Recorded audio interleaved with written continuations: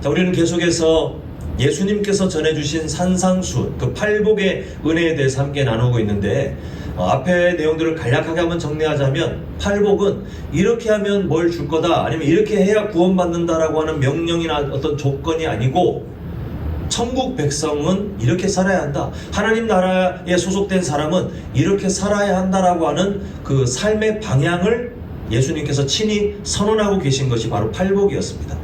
자, 이전 시간은 그 첫 순서로 심령이 가난한 자에 대해서 함께 보았는데, 이 심령이 가난한 자는 특별히 중요하다고 말씀드린 것이, 이 심령이 가난한 자의 상태를 놓치면 뒤에 오늘 보는 두 번째, 그 다음에 세 번째, 네 번째 다 의미가 없어져요.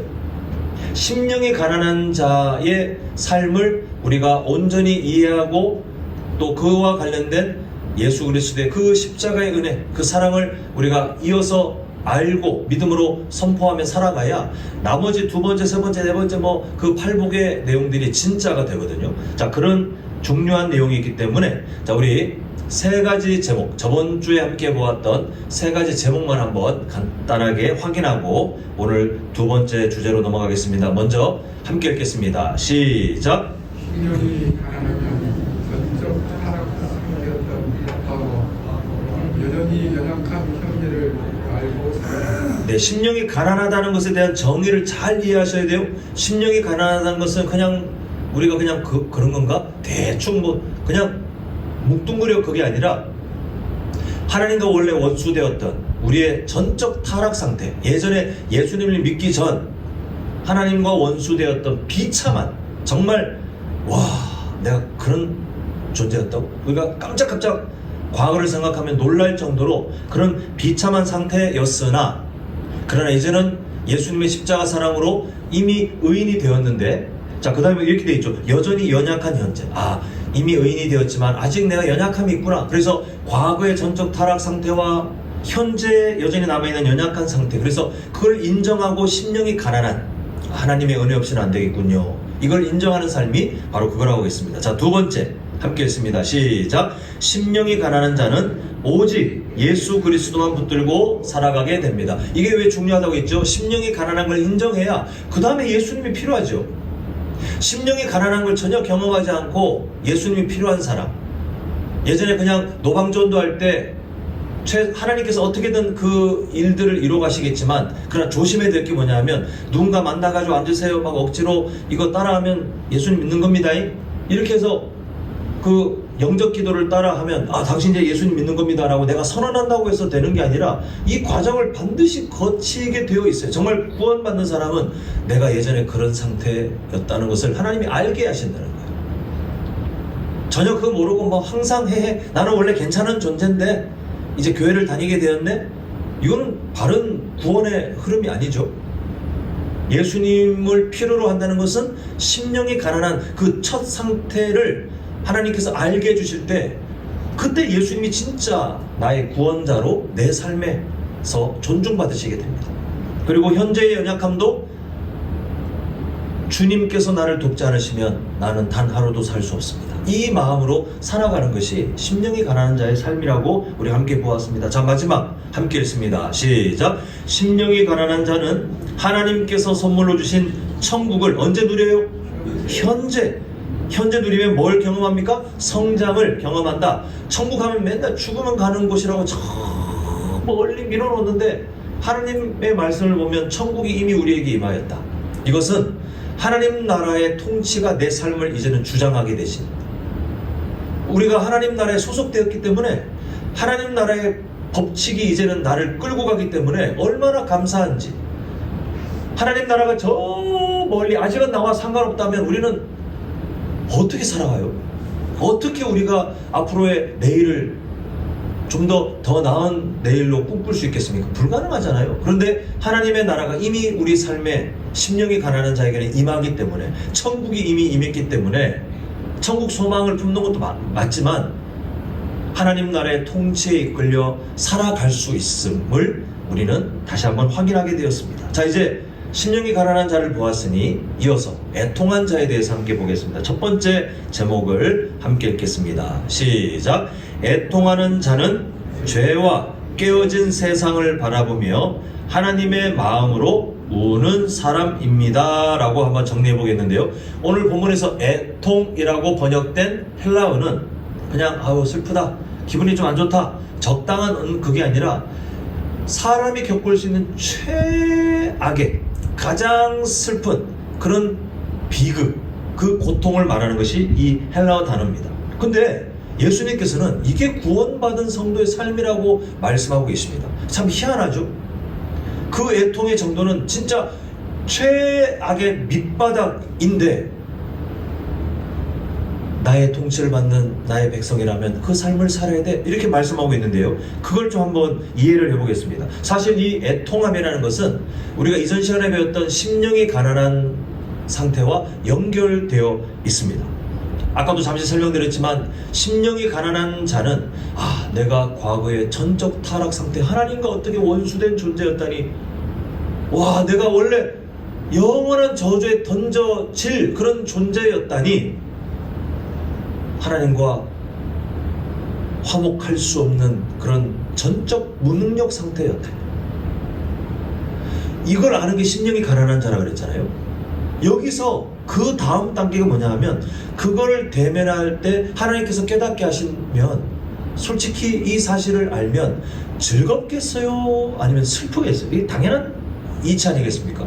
하나님께서 우리를 성령의 조명하심으로 심령이 가난한 그 상태를 깨닫게 하시면, 내가 지금 사는 거는 전혀 문제 없는 것 같고, 내가 법을 어긴 적도 없는 것 같고, 사람들에게 칭찬받으며 사는 것 같은 인생이었는데, 예수님 믿기 전 나를 하나님께서 보게 하시는데, 하나님과 원수된 존재였다니, 그때는 진짜 가슴을 치는 것 같은 애통, 그 회개의 자리로 나아갈 수밖에 없는 거예요. 하나님을 대면하면 죄의 문제가 해결되지 못한 사람들은 괴로워할 수밖에 없습니다. 그 애통을 말하는 거예요. 구약 성경에 몇 가지 예를 들자면, 이사야가 하나님의 임재를 경험했을 때 할렐루야 기뻐요 라고 한 게 아니라 화로소이다, 막 자기가 괴로워하잖아요. 하나님과의 대면에 그렇게 괴로워하면서 나는 망하게 되었도다 이렇게 말할 수밖에 없는 그 애통.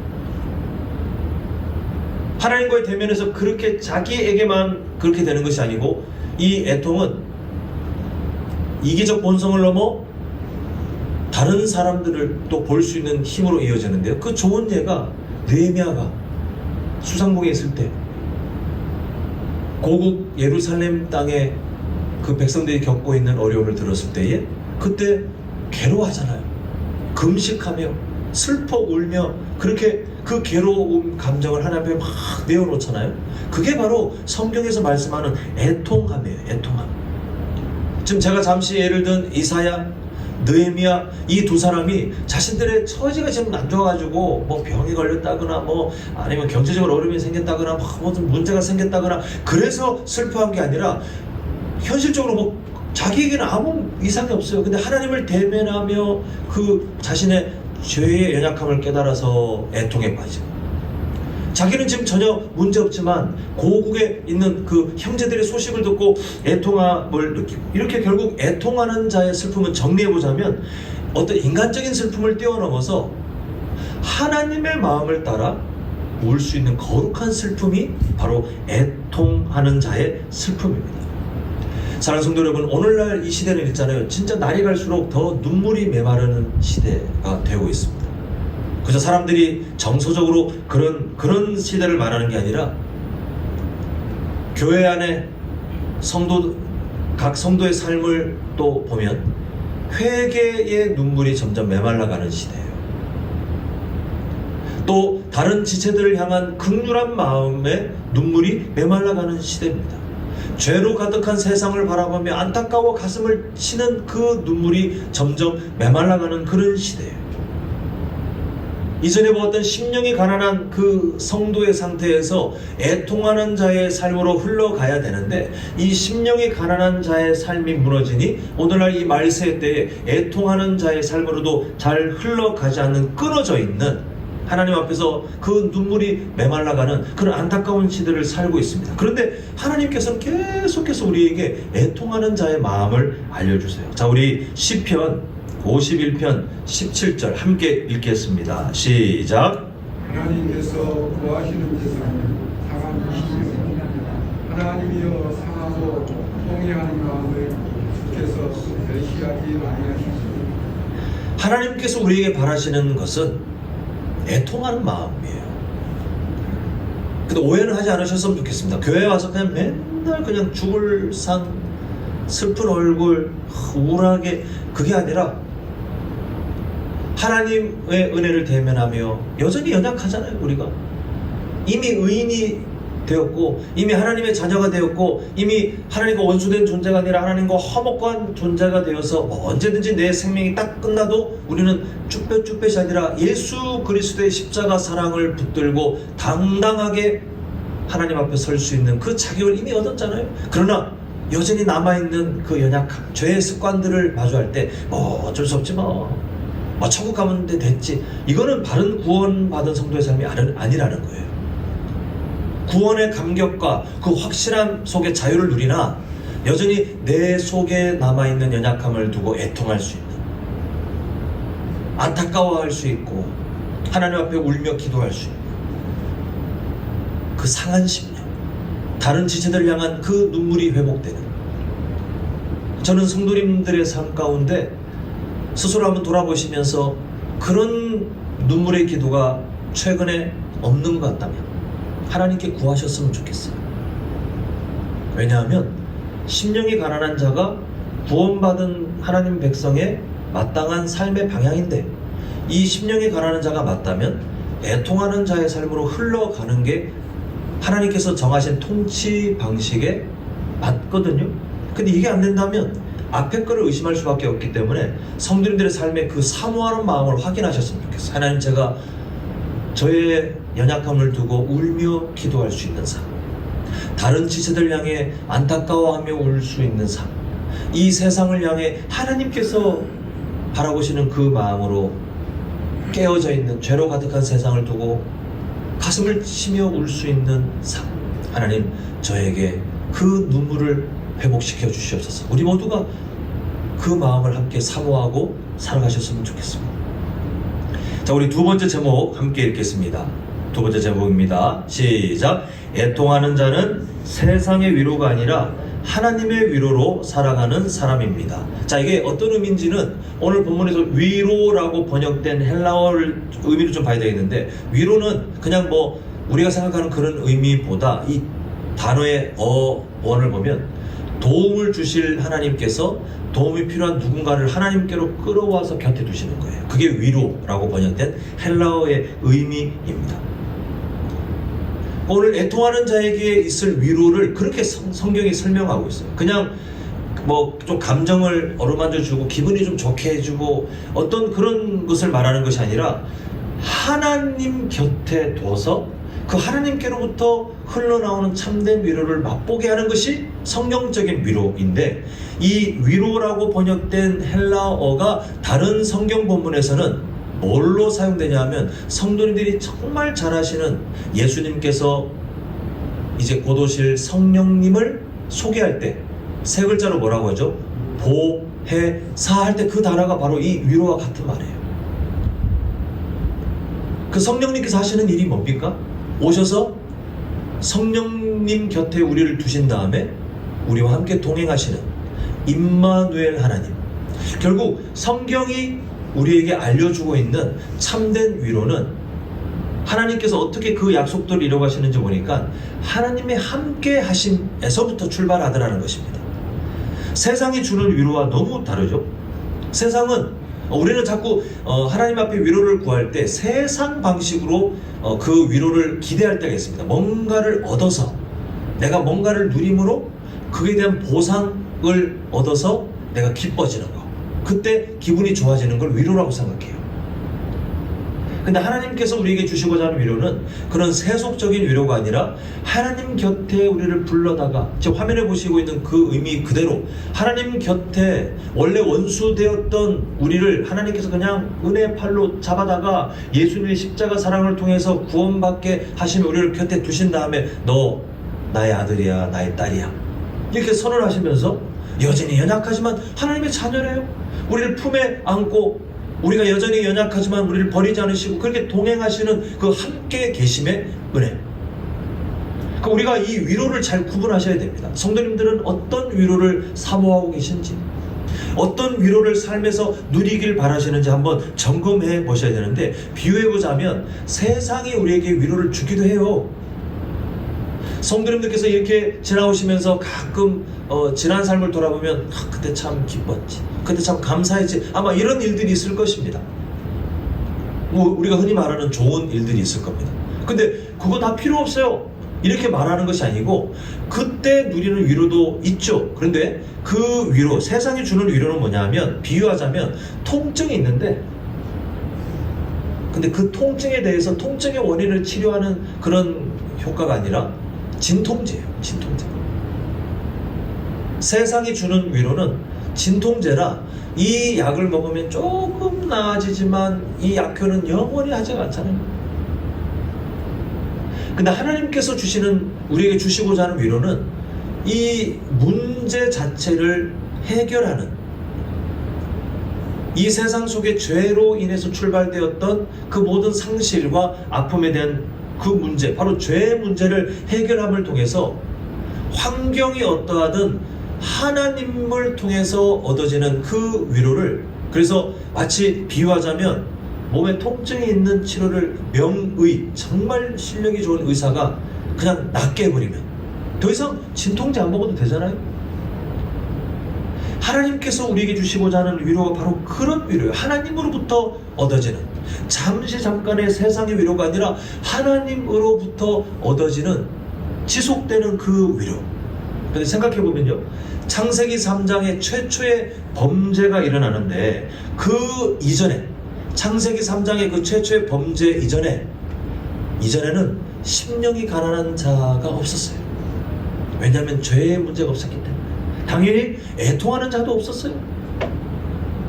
창세기 3장 이후부터 죄의 문제가 시작된 다음에 심령이 가난한 다 그런 상태, 그리고 애통할 수밖에 없는 그런 절박한 상태, 그마저도 하나님께서 깨닫게 하셔야 깨닫는 거지, 사람들이 스스로 나는 하나님과 원수되어서 심령이 가난한, 하나님 도와주세요, 이런 애통의 자리로 나갈 수가 없는 절망적인 상태였잖아요. 그 창세기 3장 그 이후부터 결국은 심령이 가난한 자의 삶과 애통하는 자의 삶이 시작될 수밖에 없었다는 것입니다. 근데 세상은요, 이 심각한 문제를 그냥 덮어요. 아무 문제 없다라고 가르치잖아요. 아무리 교회에서 아무리 죄의 문제에 대해서 외쳐봐야 세상 사람들 듣지도 않아요. 물론 하나님께서 그중에 구원하기로 작정한 사람은 하나님께서 어떻게든 우리에게 하신 것처럼 성령의 조명하심을 통해서 하나님과 원수되었던 원래 본인의 그 심령이 가난한 그때의 상태를 깨닫게 하시면서 이제 구원의 은혜를 누리게 하시겠지만, 원래 세상은 죄의 문제 이거 듣기 싫어요. 재미없어하고 고리타분하게 생각해요.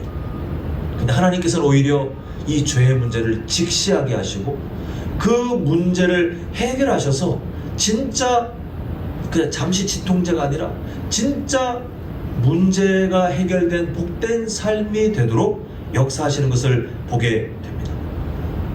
사랑하는 성도 여러분, 아마 성도님들 모두가 한 번도 빠짐없이 하나님께서 주시는 참된 위로를 아마 바라실 텐데, 그것은 아까도 반복해서 말씀드린 것처럼 성도님들의 삶이 하나님께서 주시는 참된 위로를 삶에서 경험하고 싶으시다면 출발점을 확인하시면 됩니다. 심령이 가난한 자인가, 내가 과거에 전적 타락 상태였던 것을 기억하고, 그러나 이제는 구원받았음에 감사함과 동시에 그러나 여전히 나에게 남아있는 연약함을 하나님 앞에 온전히 내어놓으며 은혜를 구합니다. 그렇게 몸부림칠 때 그 자리가 애통하는 자리가 되잖아요. 그때 하나님께서 우리의 그 연약한 삶이지만 기뻐하시면서 하나님이 주시는 그 위로, 세상이 줄 수 없는 위로를 여전히 이 땅에 살고 있는 우리에게 경험하게 하시는 것을 보게 되는데, 참 감사하게도 하나님의 위로가 절박한 우리보다 그 위로를 주시려는 하나님의 마음이 더 크시더라고요. 째째하지 않으시더라고요. 하나님은 망설이지 않으시더라고요. 우리가 준비되면 심령이 가난한 자로 하나님께서 기뻐하시는 애통의 자리로 나아가면 하나님께서 우리에게 세상 사람들이 이해할 수 없는 위로의 자리를 경험하게 하실 텐데요. 바라기는 우리 성도님들, 세상이 주는 가짜 위로에 우리의 삶을 걸지 말고 하나님께서 주시는 참된 위로를 바라보며 애통하는 자의 삶을 포기하지 않는, 더 사모하는 우리 모두가 되시길 간절히 소망합니다. 자, 마지막 세 번째 제목 함께 읽겠습니다. 시작. 애통과 위로가 모두 담겨진 예수님의 십자가를 매일 바라보며 살아갑시다. 자, 십자가, 예수님의 십자가를 좀 우리가 기억해야 되겠는데요. 결국 애통하는 자가 누리는 참된 위로는 예수님 때문에 주어지는 복이잖아요.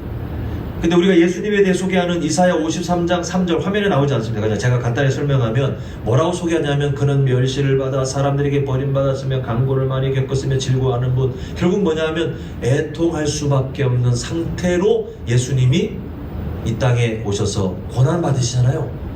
근데 그 고난이 우리와 전혀 상관없이 동떨어진 그냥 예수님만의 고난이 아니라, 성경은 예수님께서 우리 모든 죄의 문제를 짊어지고, 그리고 우리가 받을 수도 있는 그런 삶의 여러 아픔들을 다 헤아릴 수 있는 그런 구원자, 위로자로 우리에게 예수님을 설명하고 있는 것을 보게 됩니다. 그 예수님께서 이 땅에 오셔서 진짜 많이 우셨어요. 혼자 속상해가지고 제자들이 나를 못 알아줘, 사람들이 나를 존중 안 해줘. 그게 아니라 예수님께서는 이 땅에 오셔서 사람들을 바라보며 그들을 긍휼히 여기시며 애통하셨어요. 몇 가지 예를 들면 나사로의 죽음을 보며 애통하셨죠. 예루살렘이 훗날 어떻게 될지를 설명하시면서 애통하셨죠. 겟세마네 동산에서 기도하면서 그 십자가 고난을 앞두고 애통하셨죠. 예수님께서 걸어가신 그 애통함의 길은 인간이 겪을 모든 애통함을 다 집약한, 그것을 친히 다 감당하신 그런 구원자의 모습을 보여주셨습니다. 그 예수님께서 달려 저주를 받으셔야 했던 그 십자가는 사실 인간의 모든 애통의 원인이 집약되는 곳이에요. 근데 동시에 이게 참 하나님 나라의 신비인데, 그 처절한, 그렇게 인간의 모든 애통함이 집약되어 있는, 응축되어 있는 그 십자가가 오히려 예수님 때문에 하나님의 위로가 출발되는 복된 자리가 됩니다. 예수님 믿는 분들 중에 십자가 보면 막 불쾌하고 그렇게 느껴지는 분 한 분도 안 계시잖아요. 왜냐하면 그 십자가를 보면 뭐가 떠오르십니까? 예수님의 고난이 막 떠올라서 막 괴롭고 몸서리치고, 그렇게 하기보다는 예수님께서 우리에게 완성해서 보여주신 위로, 사랑, 그 은혜가 떠오르니, 어떤 분들은 집에 뭐 십자가 모형을, 아니면 어떤 분들은 장신구로 십자가 그 귀걸이도 하고 목걸이도 하고 뭐 그렇게 하시는 등등, 십자가에 담겨진 그 의미를 그렇게 이해하시잖아요. 그 예수님의 처절한 애통함이 십자가 위에서 하나님을 향해서 나의 하나님 어찌하여 나를 버리셨나이까? 원래는 우리가 애통해야 될 그 자리에 예수님께서 대신 애통하심을 통해서 이제는 예수님 때문에 우리에게 하나님의 위로가 출발되게 된 것을 우리는 이미 다 알고 있습니다. 결국 예수님께서 이루신 그 애통함은요, 위로는요, 우리가 이 세상을 살아가며 누립니다.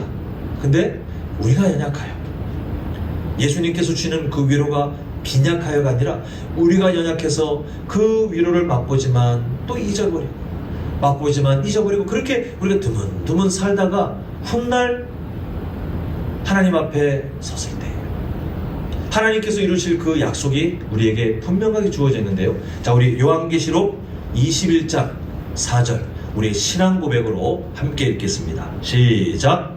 모든 일을 그 은혜에서 닦아주시니 다시는 사망이 없고 애통하는 것이나 혹하는 것이나 아픈 것이 다시 있지 아니하니 처음 것들이 다 지나갔으니.